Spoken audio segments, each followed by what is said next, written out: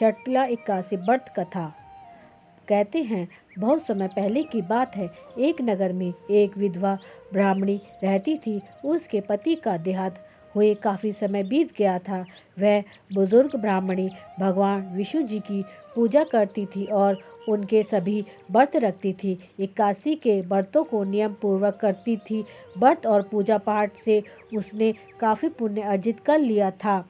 उसे मृत्यु के बाद वैकुंठ में स्थान प्राप्त होगा। इस बात को सोचकर भगवान विष्णु जी ने विचार किया कि उसने पुण्य तो अर्जित कर लिए हैं, लेकिन जीवन में कभी भी दान नहीं दिया है। इस वजह से उसे वैकुंठ में धन धान्य से वंचित रहना होगा। एक बार जब षटतिला एकादशी का व्रत आया, तब भगवान विष्णु जी ने एक गरीब ब्राह्मण का रूप धारण किया और ब्राह्मणी के घर भिक्षा मांगने पहुंच गए। ब्राह्मणी ने षटतिला एकादशी का व्रत रखा था।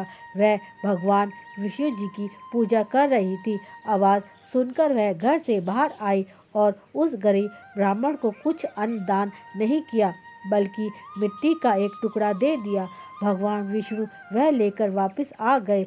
कुछ समय के बाद उस ब्राह्मणी की मृत्यु हो गई और उसने अपने पुण्य के कारण वैकुंठ में स्थान प्राप्त कर लिया, लेकिन उसके घर में धन धान्य नहीं था। तब उसने भगवान विष्णु जी से पूछा कि उसने जीवन भर आपकी पूजा की है, व्रत रखा, लेकिन वैकुंठ में उसके साथ ऐसा व्यवहार क्यों?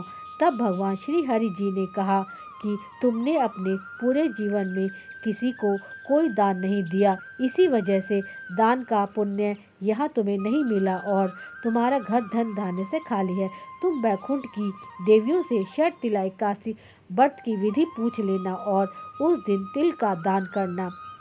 उसने षटतिला एकादशी का व्रत विधि पूर्वक किया और उस दिन तिल का दान दिया। तिल का दान करने से उसका घर धन धान्य से भर गया और वह वैकुंठ में सुखपूर्वक रहने लगी।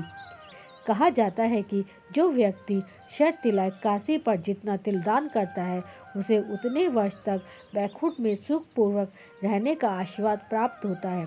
हे विष्णु भगवान, कहानी कहते सुनते हुंकार भरते समस्त परिवार को सुखी रखना। बोलो विष्णु भगवान की जय।